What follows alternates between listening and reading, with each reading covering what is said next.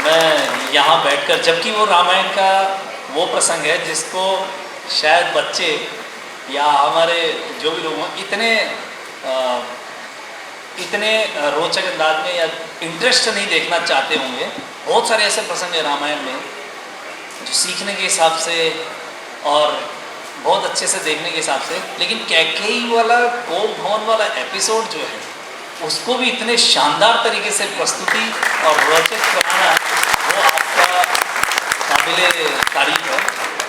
बचपन में जो रामलीला देखने जाने का जो आज वो यहाँ पर आके रुद्रवीणा संस्था इस अभिनय को देखकर, और बीच बीच में जहाँ भी जाकर देखना हुआ, मैं ये दावे के साथ कह सकता हूँ इतना शानदार अभिनय, इतना शानदार प्रस्तुतिकरण नहीं है।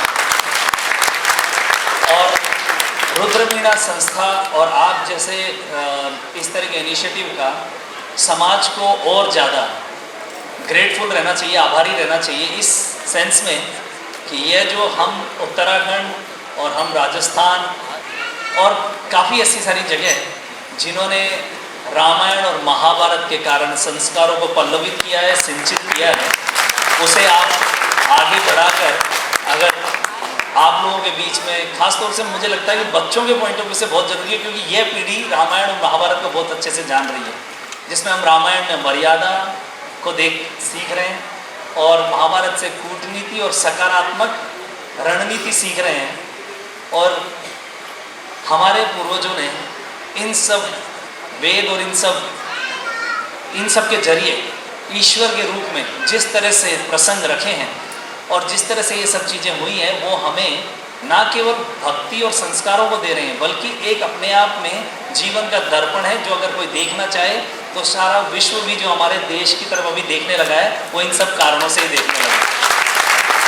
इस रूप में मैं रुद्र जो आपकी वीणा संस्था है, इसको बहुत बहुत बधाई भी देता हूँ, और हम सब लोगों को इनके लिए जोरदार तालियां बजानी चाहिए। और मैं इतना कह पाने का हकदार इसलिए हूँ क्योंकि उत्तराखंड के लोग और राजस्थान के लोगों में बहुत समानता होती है। मैं राजस्थान से आता हूँ। हम लोगों में भक्ति भावना और बच्चों में संस्कार पिरोने की भावना, और सबसे बड़ी बात बड़ों के प्रति जो सम्मान की भावना है, वो आपको उत्तराखंड और राजस्थान में सबसे ज़्यादा देखने को मिलती है। इस समानता में हम लोग एक दो कदम आपसे और पीछे हैं। हमारे पास आपको भक्ति भी देखने को मिलेगी, संस्कार भी देखने को मिलेगी जो आ रहा होता है, लेकिन हम लोग दो मामलों में आपसे पीछे हैं। हमारे पास पानी नहीं आ रहा होता है और वो भी गंगा जल नहीं आ रहा होता। तो गंगा की पवित्रता आपके पास है, आपके पास हरियाली है। हम लोग पूरी ताकत लगाते रहते हैं हरियाली लाने की। आप लोग ब्लेस्ड हैं। आप अपने आप को बहुत ब्लेस्ड समझा कीजिए और अपने आप को बहुत ईश्वर का आपको धन्यवाद देना चाहिए कि आप सब लोग उत्तराखंड में पैदा हुए, और उत्तराखंड का होना ही अपने आप में एक ब्लेसिंग है इस पूरे हमारे देश की धरातल में। इस रूप में आपको मैं बहुत बहुत बधाई देता हूँ, और आप सब लोगों के बीच में जो भी बड़े हैं उनसे आशीर्वाद लेकर जाने की आकांक्षा के साथ यहाँ आया हूँ। बहुत बहुत धन्यवाद। जय श्री राम।